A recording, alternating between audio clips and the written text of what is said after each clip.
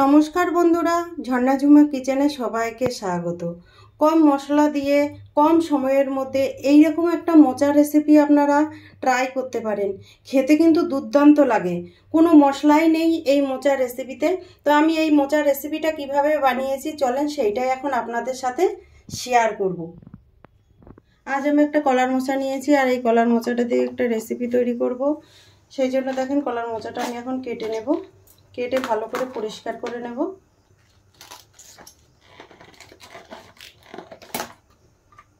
আর প্রথমে হাতে একটু তেল মাখিয়ে নেব।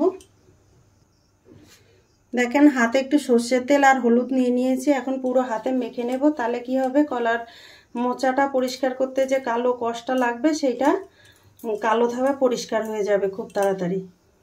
দেখেন মাখিয়ে নিয়েছি, এখন এটা পরিষ্কার করে নেব। আর পরিষ্কার করে ভালো করে কেটে নেব, কিন্তু ছোট ছোট করে।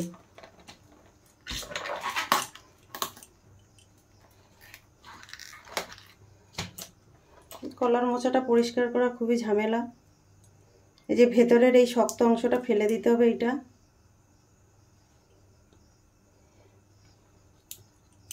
চাইলে কিন্তু আপনারা এটাও ফেলে দিতে পারেন, কিন্তু এটা না ফেললেও অসুবিধা নেই। দেখেন এইভাবে কলার মোচাগুলো কেটে পরিষ্কার করে নেব। দেখেন দেখেন এই মাথাটা এইভাবে ধরলেই কিন্তু চলে আসছে।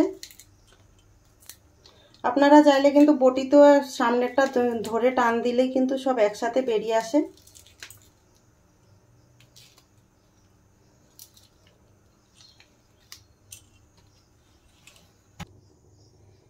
এগুলো দেখেন আমি ছোট ছোট করে কেটে নিচ্ছি। এইভাবে ছোট ছোট করে কেটে নেব।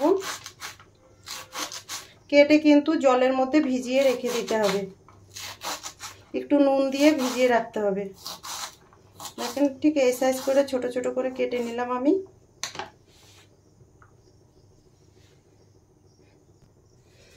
বাটিতে দেখেন জল নিয়ে নিয়েছি আর জলের মধ্যে আমি দিয়ে দিলাম নুন। এখন এই নুনের মধ্যেই দিয়ে দিচ্ছি কলার মোচাগুলো। 1-2 ঘন্টা কিন্তু এইভাবে জলের মধ্যে ভিজিয়ে রেখে দিতে হবে, কারণ পুরো মোচাটা আমি ভালোভাবে কেটে নেব। দেখেন কলার মোচাটা আমি কেটে ধুয়ে পরিষ্কার করে নিয়ে নিয়েছি, আর এখন এগুলো আমি সেদ্ধ করে নেব। গ্যাসে আমি কড়াই চাপিয়ে দিয়েছি, দিয়ে দিচ্ছি জল। এখন কেটে রাখা মোচাগুলো দিয়ে দিচ্ছি।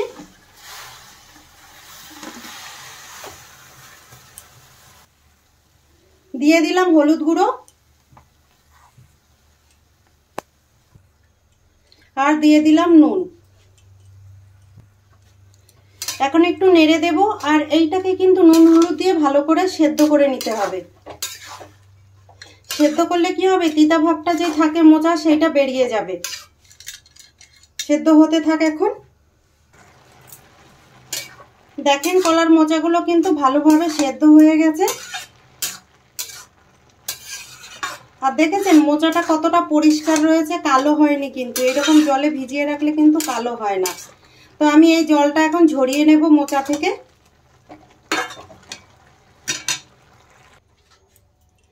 দেখেন মোচার জল ঝরিয়ে নিয়ে নিয়েছি। কড়াই গরম হয়ে গেছে, কড়াইতে আমি দিয়ে দিলাম তেল।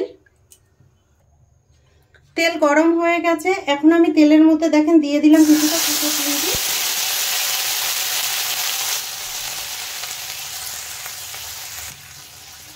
দিয়ে দিলাম হলুদ গুঁড়ো, সামান্য নুন দিয়ে দিলাম।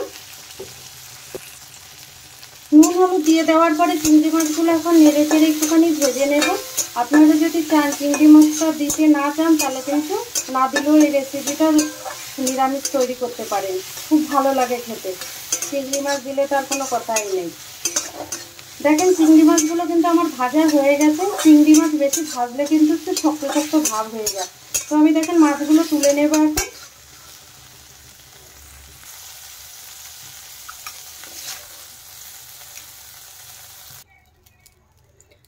আবার তেল দিয়ে দিচ্ছি। তেলের মধ্যে দিয়ে দিলাম কিছুটা গোটা জিরে, দিয়ে দিলাম শুকনো লঙ্কা,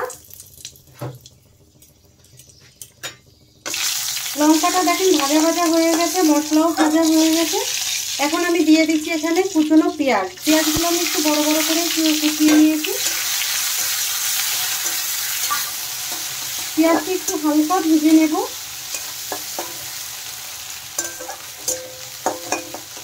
আপনারা যদি নিরামিষ দিনে করেন তাহলে পেঁয়াজ রসুন না দিয়েও করতে পারেন, শুধু আদা দিয়ে করতে পারেন। দেখেন পেঁয়াজ কিন্তু হালকা ভাজা হয়ে গেছে। পেঁয়াজ এর থেকে বেশি ভাজার দরকার নেই। দিয়ে দিলাম আলু।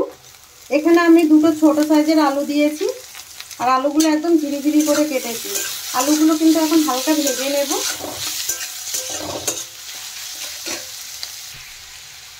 দিয়ে দিলাম টেস্ট হিসাবে নুন। মোচা কিন্তু সেদ্ধ করতে নুন দিয়েছি, সেইভাবেই নুন দিতে হবে। হলুদ গুঁড়ো,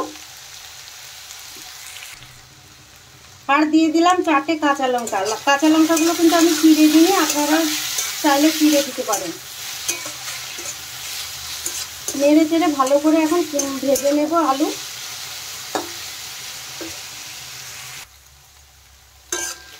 দেখেন আলু আর পেঁয়াজ কিন্তু ভালো করে ভাজা হয়ে গেছে। এখন আমি সেদ্ধ করা মোচাগুলো দিয়ে দেব। দেখেন দিয়ে দিলাম সেদ্ধ করা মোচা।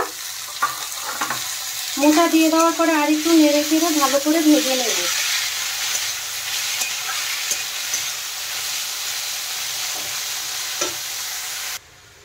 এখানে দেখেন আমি ওখলি নিয়ে নিয়েছি, তার মধ্যে দেখেন দিয়ে দিচ্ছি কিছু বাদাম। বাদামগুলো আমি একটু ভেজে নিয়েছিলাম, আর এখন এগুলো অর্ধেক করে গুঁড়ো করে নেব, হালকা ভেঙে নেব। আপনারা চাইলে কিন্তু শিলবাটায় এটাকে ভেঙে নিতে পারেন। একদম গুঁড়ো করব না, চাইলে মিক্সিতেও কিন্তু করতে পারেন, ব্যাস খুব সামান্যই। দেখেন এইরকম ভেঙে দিতে হবে।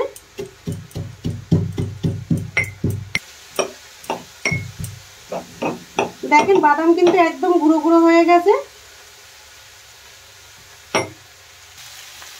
গুঁড়ো করা বাদামগুলো আমি দিয়ে দিচ্ছি মোচার মধ্যে। দিয়ে দিলাম সামান্য চিনি। মোচাতে একটু মিষ্টি মিষ্টি ভাব ভালো লাগে খেতে, আর আপনারা যদি চান চিনিটা স্কিপ করতে পারেন। দিয়ে দেবো ভেজে রাখা চিংড়ি মাছ। এখন সব কিছু উপকরণের সাথে মোচাটা ভালোভাবে আমি মিশিয়ে দেব। দিয়ে কিন্তু এখন মোচা ভালো করে ভেজে নিতে হবে। আর এই মোচার রেসিপিতে কিন্তু একটু বেশি তেল দিলেই খেতে ভালো লাগে।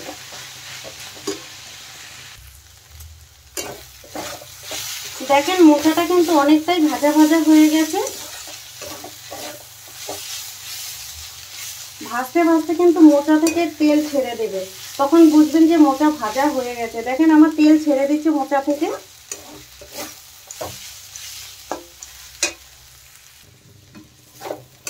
দেখেন মোচা ভাজা হয়ে গেছে, এখন আমি নামিয়ে নেব। দেখেন এখন আমি প্লেটে নিয়ে নিলাম।